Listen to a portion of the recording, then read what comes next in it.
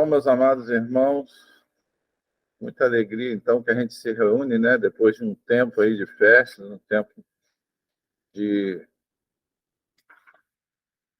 de festas aí, de comemorações, junto às famílias, o que é muito importante, né? E hoje nós vamos, então, passar ao estudo de Apocalipse. Nós vamos estudar, então, vou pedir para você já se concentrar no capítulo 12 e no capítulo 13 de Apocalipse, né? Capítulo 12 e capítulo 13 de Apocalipse, ok?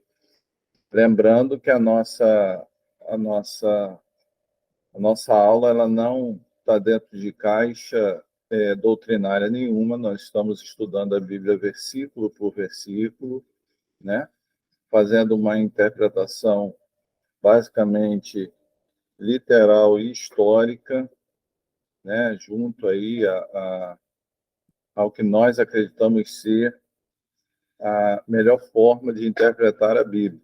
Logicamente, durante a aula, nós vamos apresentar as várias interpretações ou os vários modos como o mundo evangélico interpreta certas partes da Bíblia, né?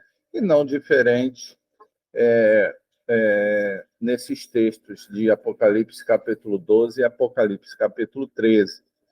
Nós vamos fazer a mesma coisa. Eu gostaria que você que está nos ouvindo, que você que nos vê e ouve aí, prestasse bastante atenção, fizesse anotações, né, para que nós pudéssemos continuar. Não sei se a gente vai conseguir terminar essa aula hoje, né? Mas se não der para terminar, não tem problema, a gente continua com ela para a próxima aula. Então, a aula de hoje é Apocalipse, né? A visão da mulher e do dragão, capítulo 12, e a visão da manifestação do anticristo e do falso profeta, que é o capítulo 15.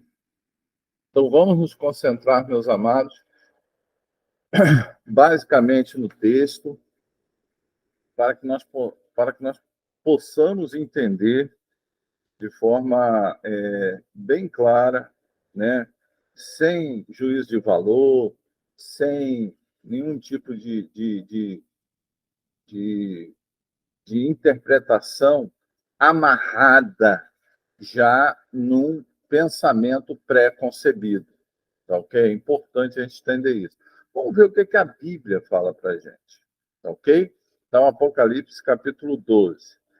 Né? Num primeiro momento, eu vou ler do 1 ao 6. Você acompanha aí na sua Bíblia, eu vou ler do 1 ao 6. Eis então que surge nos céus um portentoso sinal, ou um grande sinal em algumas versões, um extraordinário sinal. Então, o capítulo 12 começa destacando essa visão. João, quando escreve, né, você vê que nas outras visões, né, em contraste às outras visões que ele vai ter em todo o capítulo, ele não se expressa desta forma relacionada a nenhuma visão. Ele vai dizer, olha, um extraordinário sinal, um grande sinal, um sinal de destaque, ao que chama a atenção de João. Que sinal é esse? Essa revelação que ele tem no capítulo 12 revela o quê? Vamos prestar atenção aí, ó. Uma mulher vestida de sol, com a lua debaixo dos seus pés e uma coroa de 12 estrelas sobre a cabeça. Então ele tem essa visão dessa mulher vestida de sol, com a lua debaixo dos seus pés e uma coroa de 12 estrelas sobre a cabeça. Ela estava grávida e gritava de aflição, pois estava para dar à luz. De repente, apareceu um outro sinal no céu, um dragão, um poderoso dragão vermelho, com 7 cabeças e 10 chifres, possuindo sobre as cabeças 7 coroas. Sua cauda arrastou consigo 1/3 das estrelas do céu, as quais arremessou sobre a terra. O dragão posicionou-se diante da mulher que estava para dar à luz, a fim de devorar o seu filho assim que nascesse. Todavia, nasceu-lhe um filho, um homem, que reinará sobre todas as nações com cetro de ferro. E o seu filho foi arrebatado para junto de Deus e de seu trono. A mulher fugiu para o deserto, para um lugar que lhe havia sido preparado por Deus, para que ali a sustentassem pelo período de 270 dias. 1270 dias. Só até aí. Amém, amados? Então, João, ele tem essa visão, ele tem ele dentro da sua revelação, dentro da revelação que Jesus Cristo estava dando para ele, propõe-se para ele essa visão. Essa visão, como nós vimos no próprio texto, ela chama a atenção. João chama essa visão de um portentoso sinal, na minha versão, ou de um extraordinário sinal, como em outras versões, né? Importante destacar que há 3 personagens principais nesta visão. O primeiro personagem é a mulher vestida de sol, a lua sobre a sua cabeça, e uma coroa de 12 estrelas, né, sobre a cabeça. Então, vestido de sol, a lua debaixo dos seus pés, uma coroa de 12 estrelas debaixo da sua cabeça. É a primeira personagem. O segundo personagem é o dragão vermelho, que a gente sabe muito bem que é o diabo, e o próprio texto vai dizer que é o diabo mais à frente, né?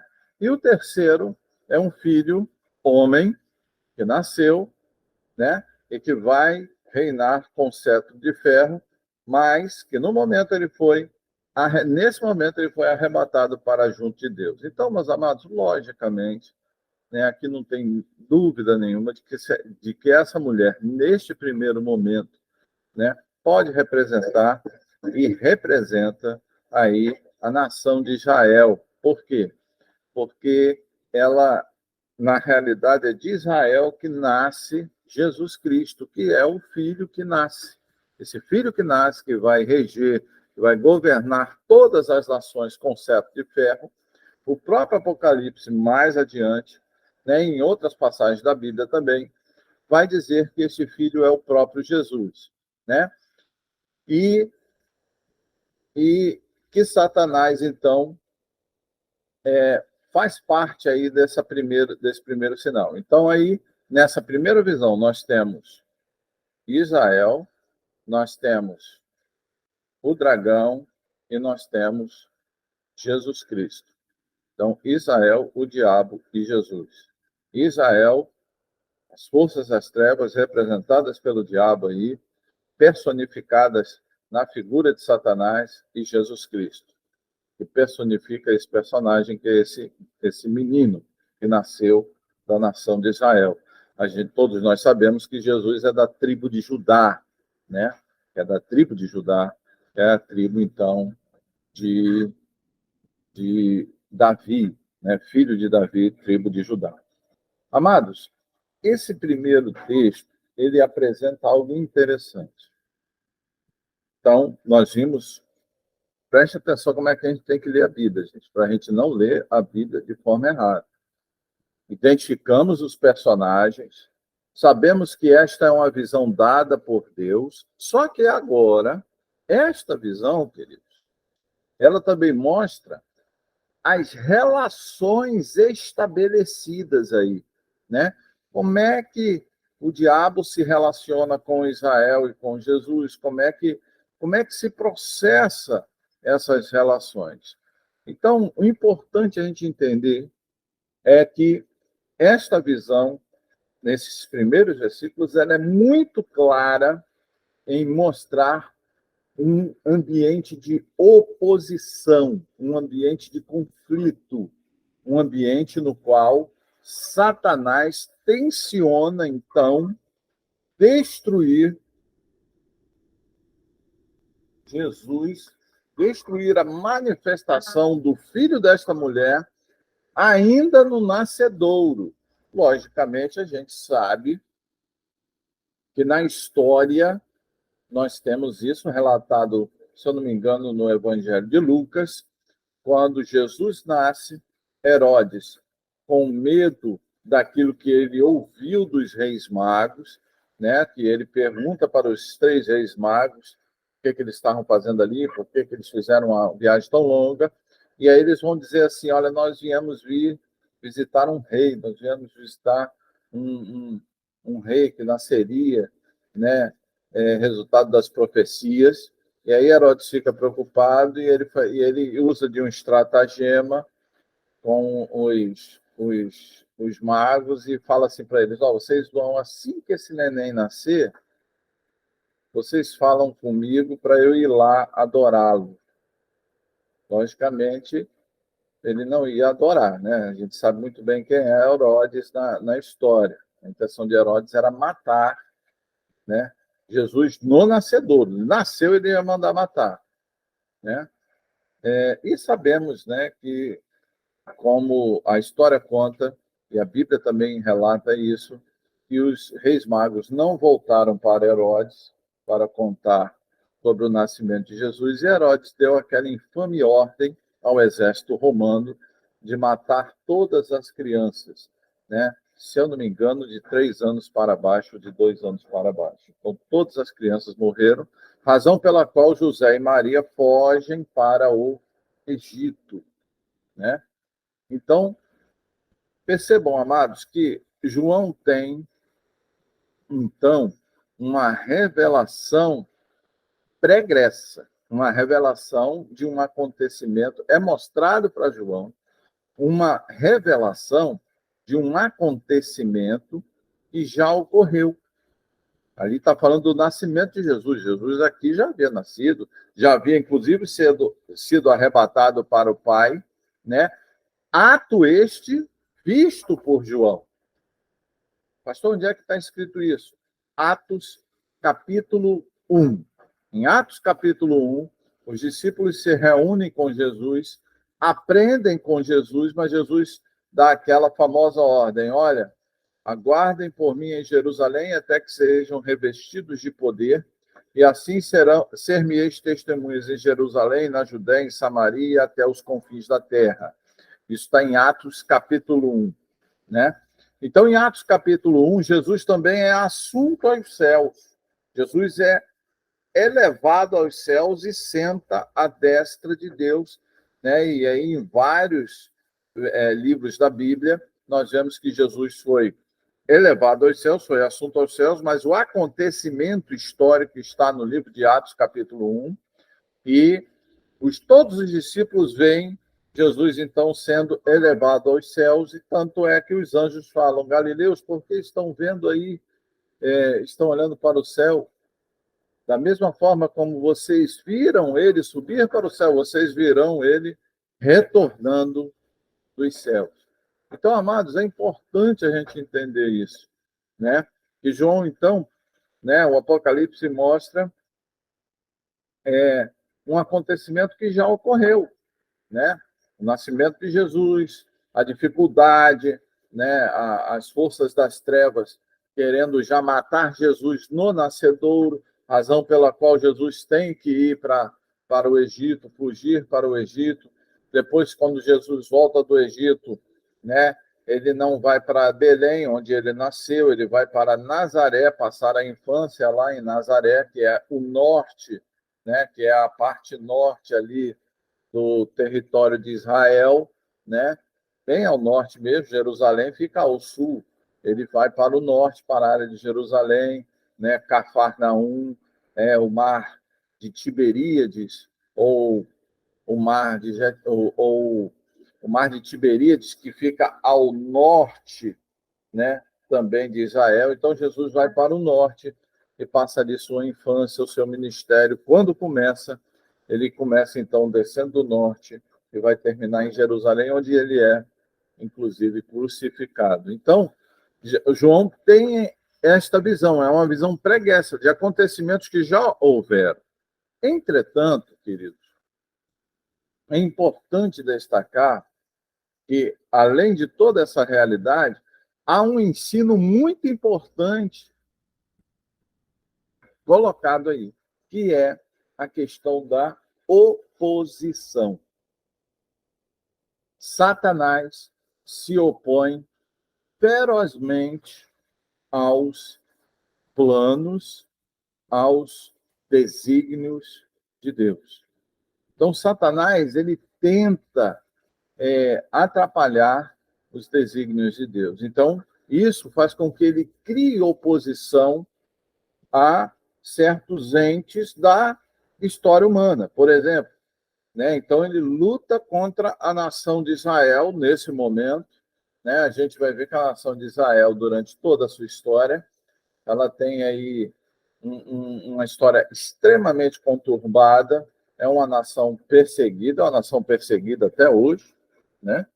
É uma nação perseguida, não compreendida até hoje, é uma nação que as pessoas, que várias nações veem com muita cautela, com muito ceticismo, com muita oposição. Por quê, meus irmãos? Por quê? Porque há tanta oposição a Israel?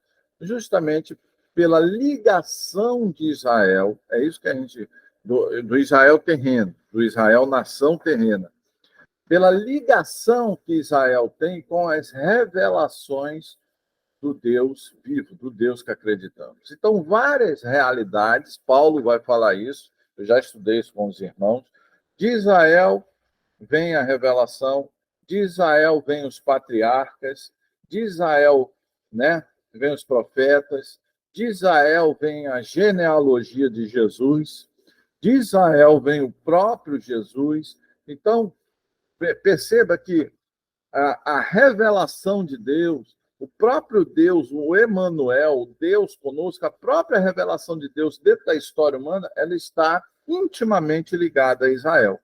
Como Satanás, o dragão vermelho que nós lemos aí, ele se opõe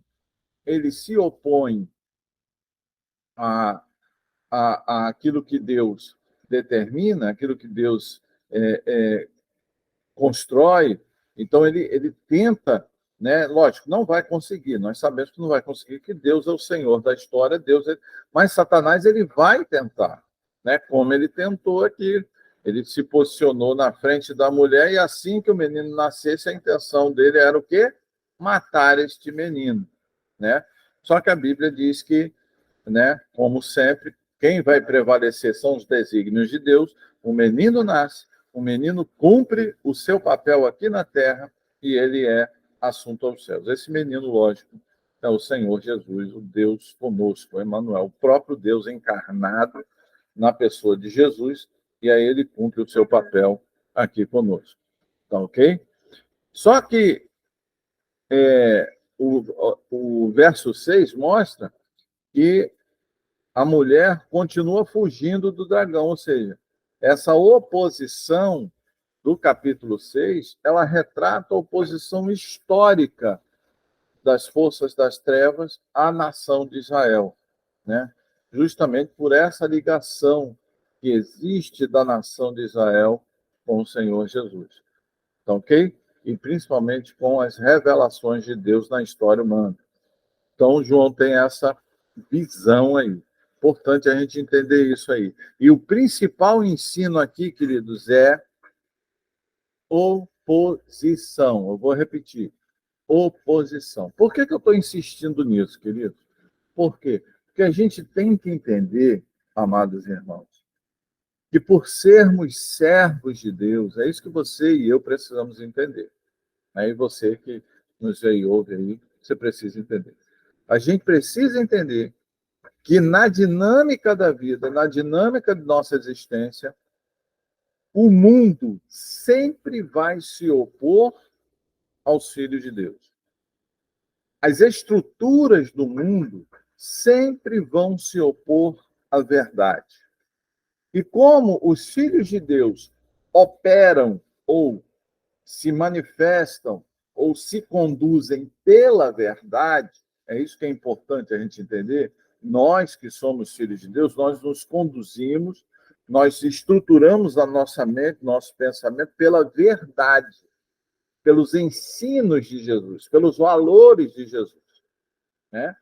E aí, por se posicionar desse jeito, por termos esse tipo de por encararmos a vida desta forma, o que, que vai acontecer? Vai acontecer, então, que Satanás, ou as obras, ou o mundo, porque o mundo jaz, o mundo está morto no maligno, as estruturas do mundo estão mortas no maligno, elas vão se opor, elas vão defender valores, que é importante a gente entender isso, eu sempre vou insistir nisso, para depois, lá na frente, vocês não falam, pô, o pastor Renato não ensinou isso. Não, ele ensinou, né? Vocês vão ver, porque lá na frente nós vamos ser perseguidos. A igreja vai ser perseguida, os valores defendidos pela igreja já estão sendo perseguidos. Por quê? Porque é importante a gente entender isso. Já se está construindo, e a revelação de Apocalipse capítulo 12, do verso 1 ao verso 6, já mostra isso. Essa oposição, ela vai estar numa ascendente, sempre em relação aos filhos de Deus, à igreja de Cristo, né? a, a, a própria nação de Israel. Por quê? Porque tudo aquilo que está ligado, é importante a gente entender isso, meus irmãos, tudo aquilo que está ligado à revelação divina, você pode ficar tranquilo que durante a história do mundo, essa oposição vai sofrer um incremento, ela vai aumentar até chegar ao ápice, que é o capítulo 13, que é a manifestação do anticristo. Aí é o ápice, né? Aí é o cume, né? Aí é o ponto mais alto de oposição que a igreja vai receber, tanto é que Jesus chama este período, Jesus chama esta realidade de grande tribulação, e ele vai dizer que se esta grande tribulação não tivesse os seus dias determinados por Deus, se não fossem abreviados de acordo com a vontade dele, de acordo com a vontade de Deus, ninguém seria salvo. Isso está escrito em Mateus, capítulo 24, Lucas, capítulo 21 e Marcos, capítulo 13. Se esses dias não fossem abreviados, ninguém seria salvo. Por quê? Porque vai chegar o ápice. A sociedade, ela vai chegar ao ápice. E nós já estamos vendo aí várias iniciativas disso, né, irmãos? Nós já estamos vendo aí, né, proposta de controle da mídia, né? Nós estamos vendo aí proposta de controle das redes sociais. Daqui a pouco, até esta aula, ela já não vai mais poder ser dada. Daqui a pouquinho, talvez, né? Eu estou dizendo, veja que eu não estou afirmando, eu estou colocando no campo da possibilidade. Talvez nós nem a aula sobre Apocalipse nós vamos poder dar mais, por quê? Porque vai se estabelecer um controle da mídia, né? Vai se estabelecer um controle. As liberdades, né, elas vão ser tolhidas e a gente não vai conseguir aí mais defender determinadas bandeiras, como a família tradicional, como a santidade, né? A gente não vai poder dizer mais que certas coisas são pecado, né? Muitas das quais nós já não podemos dizer. Isso é por quê? Porque Apocalipse, capítulo 12, do verso 1 ao verso 6, mostra esta oposição. Mas esta oposição vai continuar. No próprio capítulo 12, a gente vai ver um incremento desta oposição. Vamos ver? Acompanhe aí na sua Bíblia. Apocalipse, capítulo 12, do verso 7 ao verso 12. Acompanhe aí. Houve então uma guerra nos céus. Miguel e seu exército de anjos lutaram contra o dragão, ao que o dragão, com seus anjos, revidaram.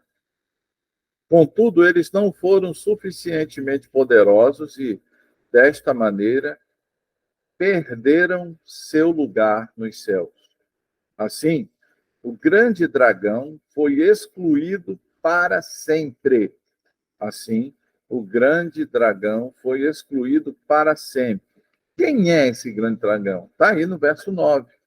Ele é a antiga serpente, lá de Gênesis capítulo 3, chamada Diabo ou Satanás, que tem a capacidade de enganar o mundo inteiro. Ele e seus anjos foram jogados na terra. Então, perceba, amados, olha que o tema continua sendo o quê? Oposição. Continua sendo choque causado por antagonismo. Queridos, a gente não pode... Tem gente que vive, tem crente que parece que vive no país das maravilhas, né? Nos países, né? Tem crente que parece que enxerga a nossa sociedade como se fosse Alice no País das Maravilhas. Não, tudo é lindo, tudo é maravilhoso. Não, meus irmãos, não é. Né? Infelizmente, não é. A gente vê que o tema das 3 sessões... Como assim 3 sessões, pastor? Apocalipse capítulo 1, Apocalipse capítulo 12, versos 1 a 6, primeira sessão. Apocalipse capítulo 12, versos 7 a 12, que é a que nós estamos estudando agora, segunda sessão. E Apocalipse capítulo 13, dos versos 12, Apocalipse capítulo 12, do verso 13 ao verso 18, segunda sessão. Então, aí nós temos 3 sessões de 6 versículos. Vou repetir. Aí nós temos, no capítulo 12 de Apocalipse, nós temos 3 sessões de 6 versículos. A primeira sessão fala da oposição de Satanás à manifestação de Deus na história. A segunda sessão fala da oposição, da guerra, do conflito, do antagonismo entre Satanás e as realidades e as estruturas de Deus nos céus. Ele vai tentar, né, uma guerra nos céus, logicamente vai perder, porque eu sempre defendi a ideia que Deus não tem inimigo, Satanás é nosso inimigo. Deus não tem inimigo, Deus sempre vai ser vencedor. Amém, queridos? Então, ele tenta, né, e aí, nessa segunda sessão, nós temos uma identificação mais clara de quem é o grande dragão, que é Satanás. E ele foi jogado... Interessante, olha. Qual é a capacidade? E aí eu quero que você entenda isso, querido. Dentro dessa estrutura de engano, dentro desta guerra, desta luta entre Satanás e a vontade de Deus, em relação ao homem, em relação à humanidade, qual a principal arma de Satanás? Qual a arma mais poderosa que Satanás tem? Está aí no verso 9, né? Ele, parte B do verso 9 de Apocalipse capítulo 12. Ele é a antiga serpente, chamada Diabo ou Satanás, que tem a capacidade de enganar o mundo inteiro. Então, amado, isso aí é a Bíblia que está falando, não sou eu. Não é um questionamento filosófico, não é uma proposição, né? Não é. Isso é uma afirmação bíblica. Se é uma afirmação bíblica, isso é um princípio. Qual o princípio que a Bíblia está dizendo aí? Satanás, ele tem a capacidade de enganar o mundo inteiro. Então, nesta luta que ele estabelece com Deus, né, e principalmente com a humanidade, porque ele não consegue vencer Deus, ele vai tentar atingir Deus através da humanidade, né? E Deus é inatingível, porque Deus não precisa de nada, Deus é autossuficiente, Deus é autocausável, né? Deus ele não precisa de nada nem de ninguém, mas ele decidiu, João capítulo 3, verso 16, ele decidiu amar a humanidade. E por ele nos amar, Satanás, sabendo disso, ele vai então agir contra a humanidade. E a principal arma é enganar o mundo inteiro. Então, ele tem a capacidade de enganar. Então, perceba que o crente, ele precisa, quando eu digo crente, é cristão, tá, gente? O cristão, aquele que segue a Bíblia, ele precisa desenvolver o quê? A capacidade de discernimento. Por quê? Porque é a principal arma de defesa que nós vamos ter contra a arma ofensiva do engano de Satanás. A Bíblia está dizendo aí que ele tem a capacidade de enganar o mundo inteiro. Então, para nós não sermos enganados, o próprio Jesus fala, né, em Apocalipse capítulo 24, Lucas capítulo 21 e Marcos capítulo 13, e em várias outras partes da Bíblia, ele vai dizer assim, olha, eu estou falando isso para vocês antecipadamente, que ninguém vos engane, que ninguém vos engane, que ninguém vos engane. Essa expressão, que ninguém vos engane, está nas cartas de Paulo, está nos evangelhos sinóticos, está lá no livro de Atos. A preocupação, querido, que Deus tem de alertar a todos nós sobre a possibilidade do engano. Por quê? Porque esta é a principal arma de Satanás. Lógico que essa capacidade de discernimento ela não vem de nós. Nós não temos essa capacidade. Mas a gente precisa buscar em Deus esta capacidade através da leitura da sua palavra, né? Nós vemos crentes, nós temos inclusive o desafio aí para a comunidade evangélica Geração da Conquista de ler a Bíblia toda este ano 2024, meditando nas passagens lidas. Por isso que a estrutura do desafio ela é diferente, né? A estrutura da proposta dos livros que devem ser lidos diariamente ela é diferente. Mas por quê?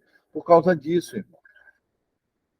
Né? Ele tem a capacidade de enganar o mundo inteiro. E ele foi jogado aonde? Ele perdeu o seu lugar no céu. Satanás e 1/3 dos anjos foram jogados aonde? Foram jogados na terra, ou seja, foram jogados aqui, no nosso plano.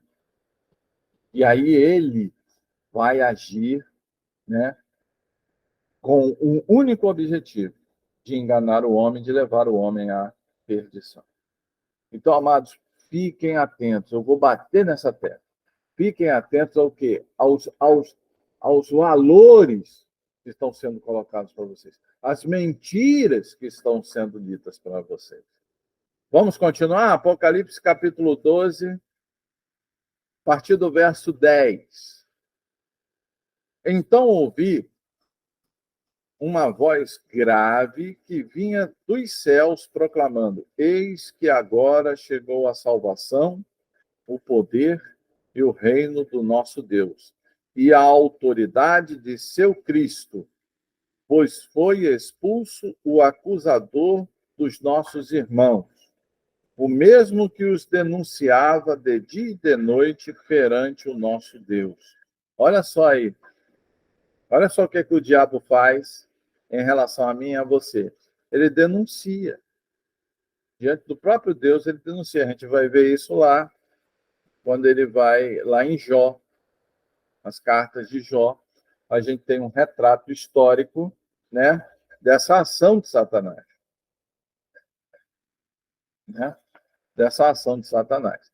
Sendo que aqueles que estão em Jesus Cristo, né, podem dormir tranquilos, porque, se eu não me engano, em Romanos, capítulo 8, verso 1, nenhuma condenação há para aqueles que estão em Cristo Jesus. Então, o acusador ele pode tentar acusar, mas o nosso advogado de defesa é Jesus Cristo. Né? E contra este, né, ninguém consegue ganhar. Não tem causa perdida. Ok, queridos? Vamos continuar? Então, ele foi expulso dos céus. né? Eles, verso 11, eles, portanto, o venceram por causa do sangue do Cordeiro e por intermédio da palavra do testemunho que anunciaram, posto que, face a face com a morte, não amaram mais a própria vida. Então, amados, interessante isso aí, né? Como é que o crente vence Satanás? Como é que nós temos a possibilidade de vencer Satanás? Eles, portanto, o venceram por causa do sangue do Cordeiro, ou seja, primeira coisa, você tem que entregar sua vida para Jesus. Você tem que pertencer a Jesus. Esse sangue do Cordeiro significa o sacrifício que Jesus fez por nós na cruz, e nós aceitamos esse sacrifício como verdade pela fé em nossas vidas. Esse é o primeiro passo. O segundo passo é o quê? E por intermédio da palavra do testemunho que anunciaram. Ou seja, a palavra, amado, palavra do testemunho que anunciaram. Se nós nos firmarmos, preste atenção, igreja, se nós nos firmarmos nesses dois pilares, nós temos condições de vencer Satanás. Como? Entregando nossa vida para Jesus, sangue do Cordeiro, e a palavra do testemunho, nos firmarmos na verdade. Né? Não é o que nós acreditamos, não é o que eu acho, é o que a Bíblia diz. Eu vou repetir. Coloque isso aí no seu Facebook, no Instagram, em vez de ficar colocando bobeira, coloca isso. Não é o que eu acho, é o que a Bíblia diz. Ok? Então, o que a Bíblia diz é verdade. O que eu acho não interessa. Ok, queridos? Só assim nós vamos vencer a ação do engano de Satanás. Porque Satanás vai trabalhar exatamente nisso aí, naquilo que você acha. Tudo aquilo que você acha, você não tem certeza. Né? Vou repetir. Tudo aquilo que você acha, você não tem certeza. Então, se você acha, você não tem certeza. Mas do que nós temos que ter certeza, então, pastor? Daquilo que a Bíblia diz. Aquilo que a Bíblia diz, eu não acho. Eu sei que é. Vou repetir. Aquilo que a Bíblia diz, eu não acho. Eu sei. Eu tenho plena certeza que é. Aí sim, pautado nesta realidade, nós temos condições de vencer Satanás. É o que a Bíblia está dizendo aqui no verso 11. Né? Isso aí vai ter uma consequência. Né? Posto que face a face com a morte, não amaram mais a própria vida. Ou seja, vários irmãos nossos foram martirizados durante a história. Né? O primeiro mártir da igreja está lá em Atos capítulo 7, se eu não me engano. Porque 6 é a escolha dos diáconos. Primeiro mártir da história da igreja, né, depois que a igreja foi fundada, foi um diácono chamado Estevão. Estevão foi martirizado, foi morto a pedradas, né, e por um grupo de judeus, e quem segurava as roupas daquele grupo de judeus, as capas daquele grupo de judeus para matar a pedradas, o nosso irmão Estevão, foi Paulo, ou naquela época Saulo. Saulo guardava ali as capas e o pessoal estava matando ali Estevão a pedradas. Isso está lá em Atos capítulo 7. Por isso que eu estou pedindo para você anotar, querido, para você verificar lá depois, tá? Então é importante a gente entender isso aí. Né? A nossa vida já não tem mais importância se nós a entregamos para Jesus. É o que a Bíblia diz. Eu não vou amar mais a minha vida, eu vou amar mais a palavra e a cruz de Cristo. Como consequência, lógico, né, isso pode causar martírio e vai causar martírio no povo de Deus. Nós vamos sofrer perseguição, por quê? Porque vão se estabelecer leis, é isso que eu quero que você entenda. Já estão se estabelecendo leis, vou repetir, já estão se estabelecendo leis que são contrárias aos valores de Deus, e essas leis vão atingir em cheio a dinâmica do povo de Deus na história recente, na história contemporânea. Então, a minha história e a sua história vão ser impactadas por esse conjunto de leis que Satanás está introduzindo agora no mundo. Vamos continuar? E aí tem um cântico de vitória, né? Sendo assim, ou por causa disso, por causa do testemunho, por causa da fé desses irmãos, sendo assim, celebrai, ó céus, e vós os que nele habitais. Então, os céus se alegram quando nós demonstramos nossa fé. Só que aqui entra uma conjunção adversativa.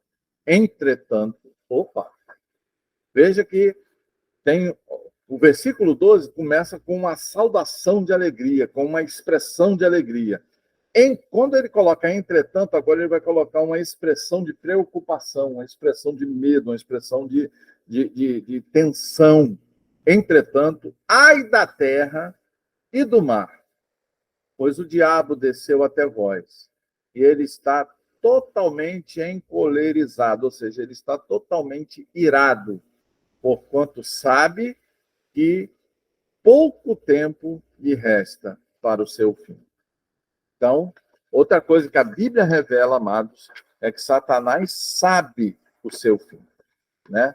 Tanto é que Jesus falou, olha, o inferno foi preparado, ou seja, quem criou o inferno foi Deus, mas ele foi criado para, Jesus fala assim, ó, o inferno foi preparado para quem? Para o diabo e seus anjos.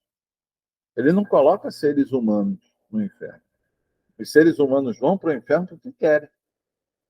É impressionante isso. O inferno foi preparado para Satanás e seus anjos, ou seja, Satanás e os demônios. Mas, pastor, a Bíblia é clara em afirmar que muitas pessoas vão para o inferno. Concordo plenamente contigo. Mas não vão pela vontade de Deus, vão pela vontade própria. Vou repetir. Deus não joga ninguém no inferno. O cara que escolhe ir para lá. Porque a salvação é de graça. A salvação é uma graça. O céu é uma graça. Estar com Deus é graça. Então, se é de graça, você recusar algo que lhe é ofertado de forma gratuita, então você escolhe com plena consciência de saber. É importante entender isso, tá? A pessoa escolhe ir para o inferno com plena consciência de saber, ou do saber, e aí ela escolhe, então, a condenação eterna. Ok? Então, perceba que a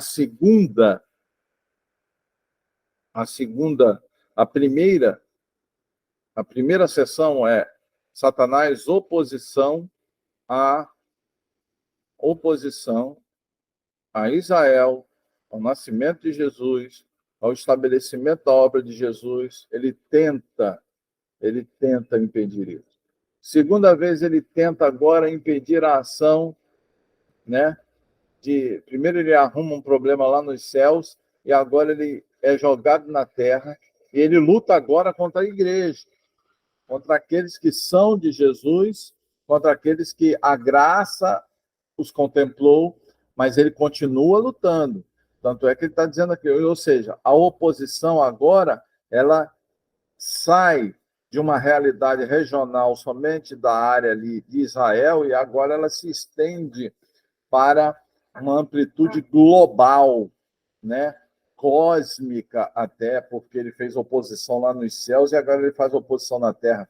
Então, é uma oposição cósmica, ou seja, ele tudo o que está relacionado a Deus, ao plano de Deus, ele se opõe. É importante a gente entender isso, gente. E quem segue a Satanás se opõe a Deus, né? E se opõe àqueles que servem a Deus.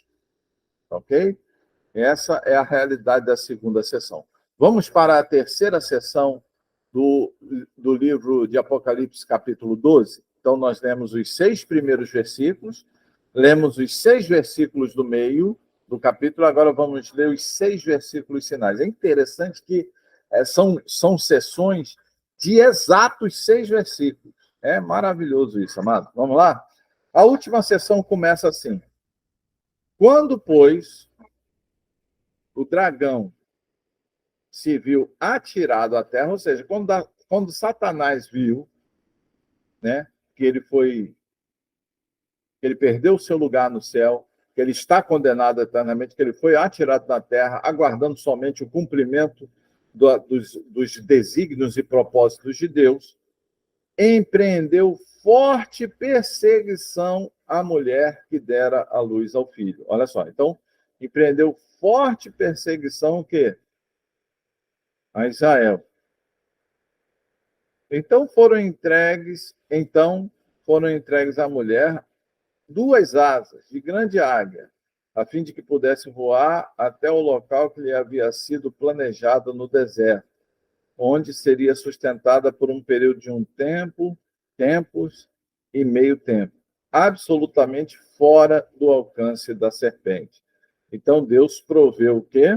Deus proveu então segurança, né? Deus proveu continuidade à nação de Israel e a gente vê aí isso até hoje, apesar da oposição. A oposição ainda existe. E foi por esta razão que por não conseguir destruir a nação de Israel, foi por esta razão que a serpente fez jorrar água da sua boca, como se fosse um forte rio, com o objetivo de alcançar a mulher e arrastá-la com a correnteza, né? Contudo, a terra cooperou com a mulher, abriu a boca e devorou o rio que o dragão fizera jorrar da sua boca. Então, perceba, amado. Então, o dragão abre a sua boca e jorra um rio. Ou seja, várias coisas, várias oposições, vários valores, vários acontecimentos históricos, né, foram na direção de Israel. E, de forma sobrenatural, Israel, até hoje, tem sido libertado aí pelo próprio Deus. Porque a Bíblia diz que esse rio de coisas, ou seja, esse rio de eventos, várias coisas, eu vou dar um exemplo, né? Foi na direção da mulher para que pudesse tragar a mulher, arrastar a mulher, matar a mulher, destruir a mulher, mas a terra abriu a sua boca, ou seja, a terra abre a sua boca e o rio, em vez de alcançar a mulher, ele é engolido pela terra, ou seja, de forma sobrenatural, né? Deus então livra, né, o seu povo, livra o povo de Israel, né? Só que continua a oposição. O Satanás não para mesmo. Tem gente que acha que Satanás não para. Tem gente que acha que Satanás ele vai parar. Tem gente que acha que até Satanás ele vai mudar, ele é bonzinho. Não se engana, não. Satanás ele vai para o inferno porque ele não para. Ele é extremamente mau. Né? Contudo, né? Verso 16, né? Consequência disso, verso 17.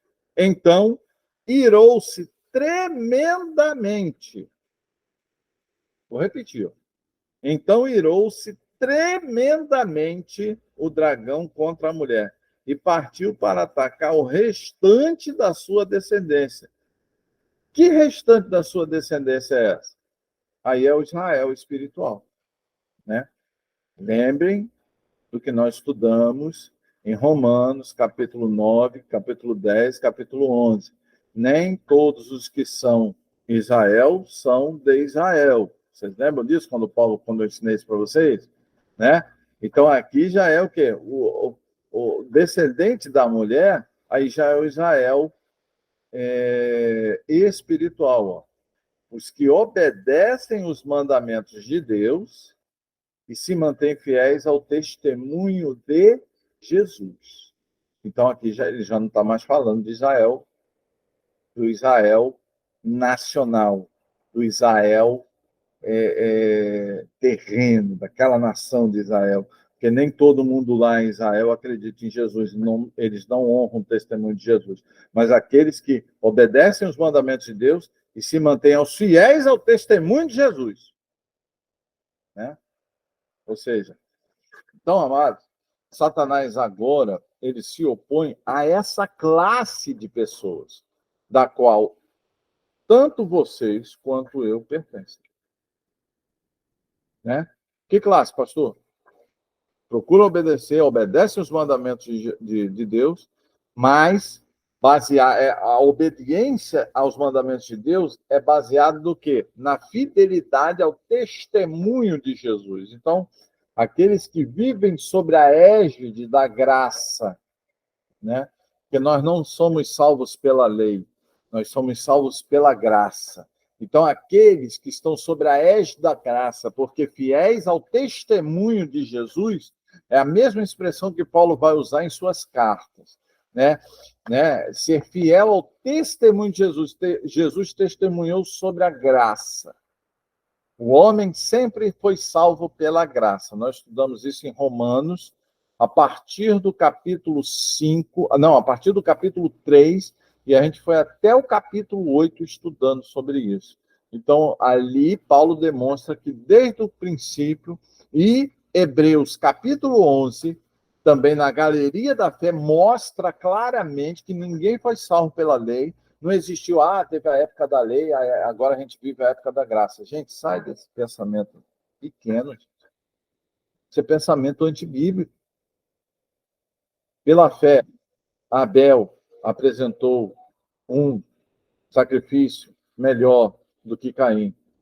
Abel e Caim, a gente está falando de quê, gente? De Gênesis capítulo 4. Então, desde o princípio, foi pela fé. A galeria da fé pega de Abel até os dias de hoje. Então, sempre foi pela graça. Né? Através da fé, por meio da fé, sempre foi pela graça, pela fé.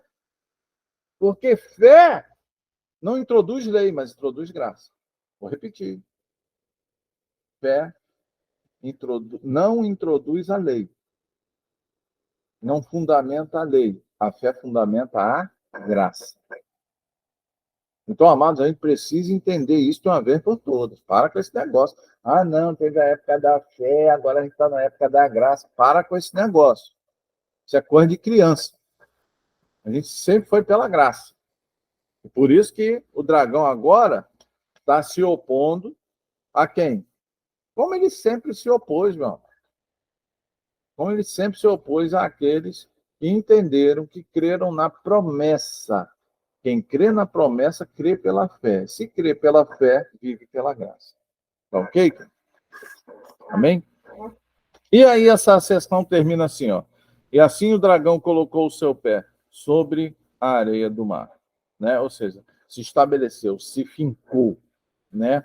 A ação dele, né? A ação dele se manifesta na terra. Eu quero que você entenda isso, querido.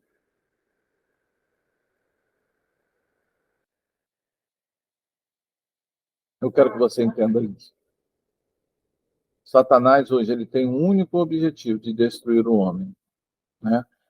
É matar, roubar e destruir só. Então Satanás só tem esses interesses. Porque ele sabe que ele está condenado, né? E ele fincou, né, o seu teatro de operações, vamos dizer assim, ele vai operar, teatro de operações de Satanás está aqui na Terra, está aqui na relação dele com o ser humano. Então o mundo ele jaz no maligno, mas nós somos a luz do mundo, deste mesmo mundo. Nós somos a luz desse mesmo mundo. Não porque nós somos a luz, mas porque a luz está em nós, que é o Espírito Santo de Deus. Então a gente precisa entender isso, querido. Então Satanás, aquele João, o grande ensino aqui é que Satanás se opõe a tudo aquilo que, né, traz a realidade de Deus. Tudo aquilo que traz a realidade de Deus para o homem, tudo aquilo que traz a realidade de Deus para o homem, Satanás, ele se opõe. Amém, queridos? Todos entenderam isso? Então é importante a gente entender isso, tá, querido? Porque o não entendimento disso, não entendimento de que as estruturas do mundo, quando eu falo estruturas do mundo, meu amado, escuta aí escuta o que eu vou dizer para você. Quando eu falo estruturas do mundo, eu falo OMS, eu falo ONU, eu falo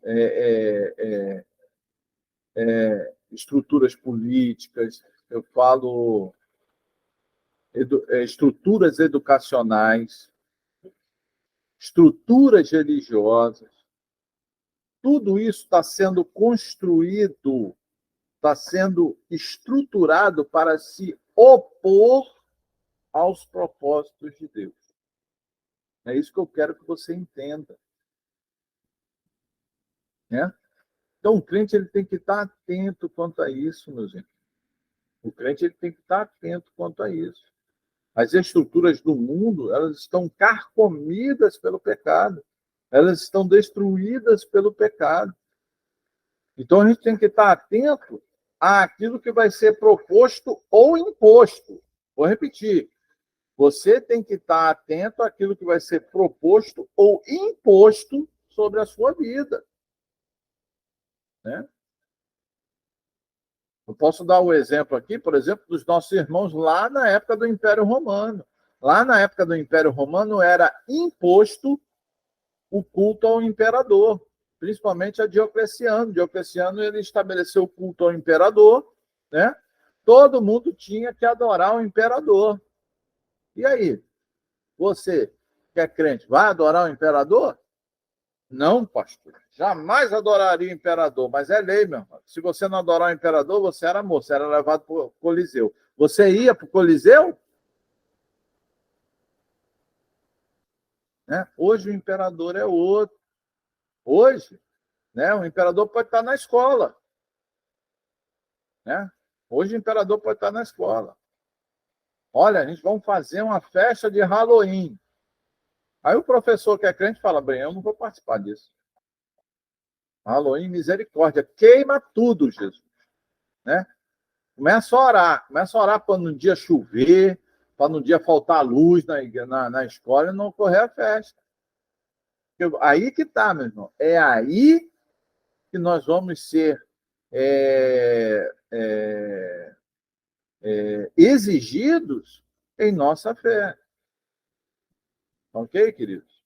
Então, não entenda que o capítulo 12 é oposição. Ele fala sobre oposição. Né? Oposição a tudo. Existem leis que estão sendo aprovadas na Europa, né? Onde você é obrigado a chamar um homem de mulher e a chamar a mulher de um homem. Nós vemos hoje pessoas sendo processadas porque olham para um homem e se expressam em relação àquele homem como homem. Mas aí ele, contrariando a realidade, contrariando o uso natural, que é aquilo que está escrito em Romanos capítulo 1. Eu vou ler aqui de novo para vocês. Porque a gente tem que se firmar pela verdade, meus irmãos. Olha só o que, que diz a Bíblia. Olha. Romanos capítulo 1, abre lá a sua Bíblia.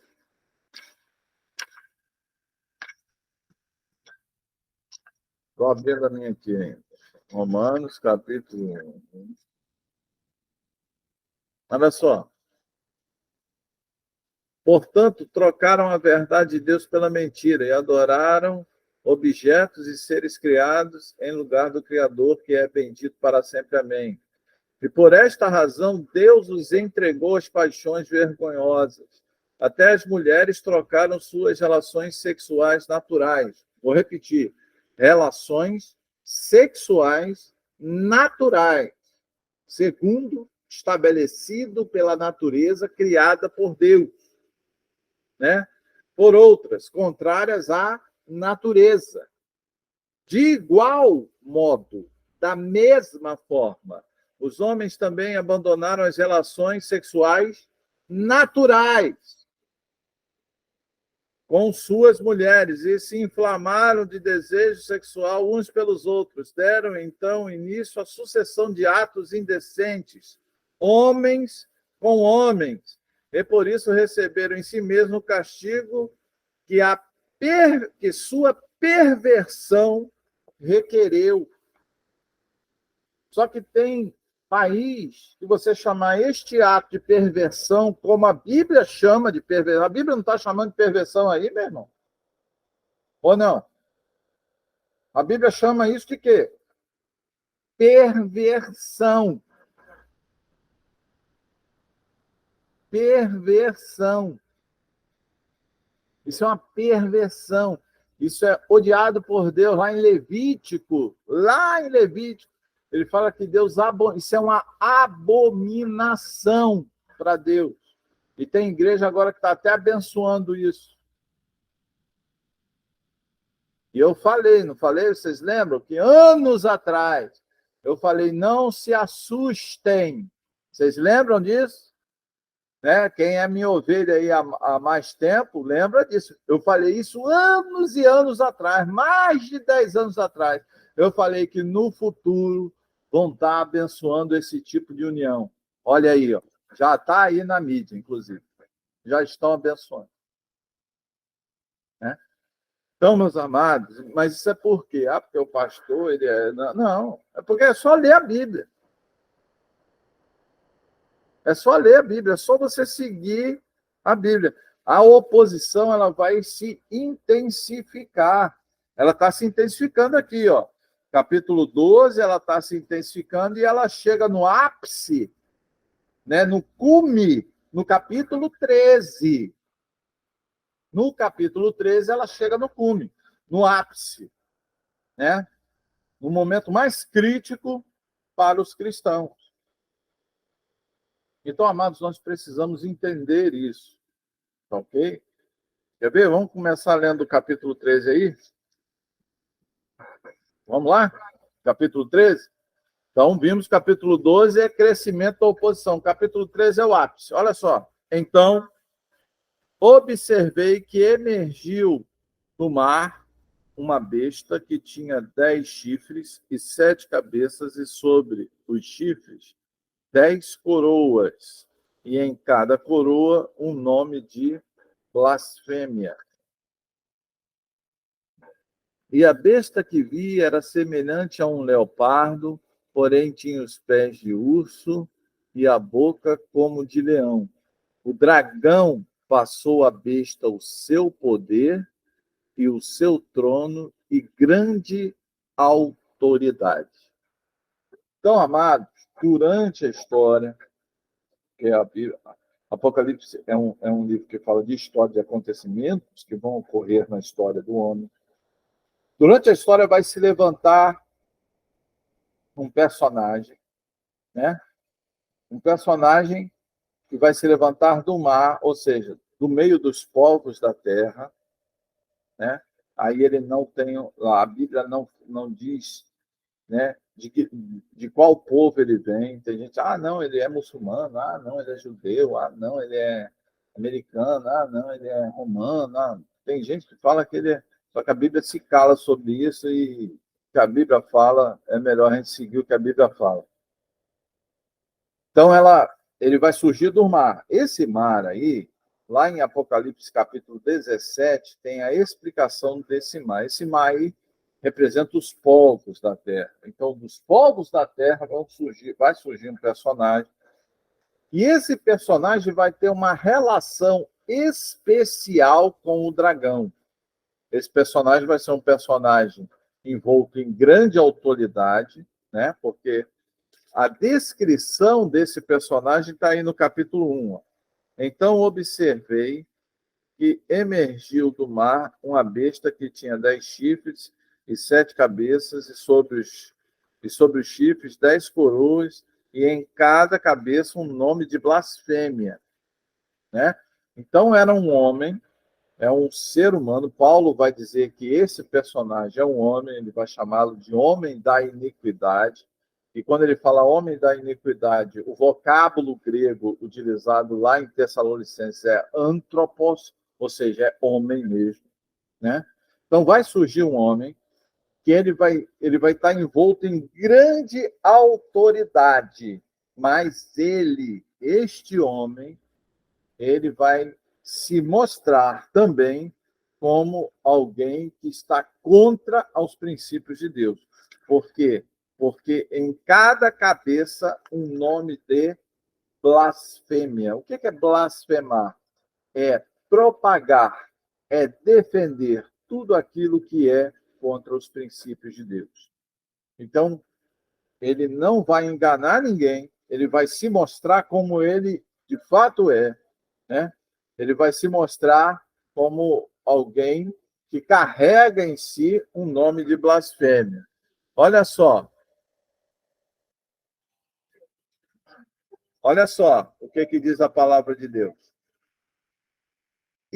Verso 2 de Apocalipse. E a besta que vi era semelhante ao leopardo, porém tinha pés como os de um urso e boca como de leão. O dragão passou à besta o seu poder, o seu trono e grande autoridade. Então perceba que o anticristo ele tem uma relação especial com o diabo. Esse personagem, né? Esse personagem ele vai ter uma relação especial com o diabo. Por quê? O diabo vai passar para ele, meus amados, algo tremendo. Ó. Vai passar o poder, o trono e grande autoridade. Então, vai ser uma relação de conivência, vai ser uma relação íntima deste ser com Satanás. E ele vai surgir dentro da história humana.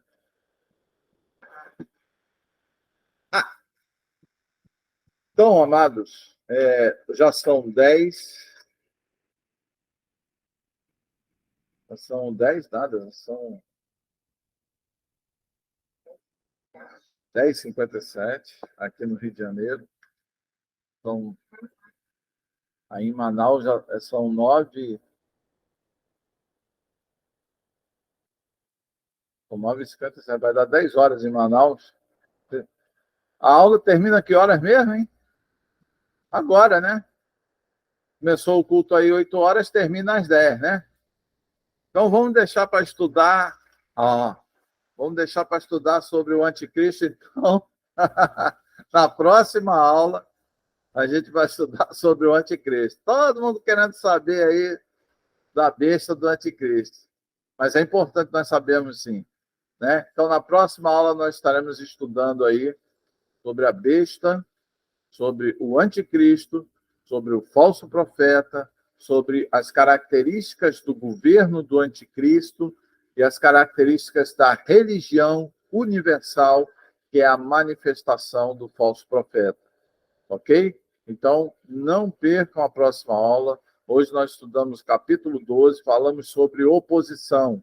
Então, meu amado, é só relembrar o que diz a Bíblia. Acaso não sabeis que a amizade com o mundo significa inimizade contra Deus?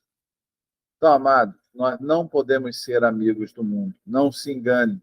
O mundo, ele luta, ele peleja contra os filhos de Deus. As estruturas do mundo, quando eu falei estruturas do mundo, eu falo de governos, eu falo de leis, eu falo de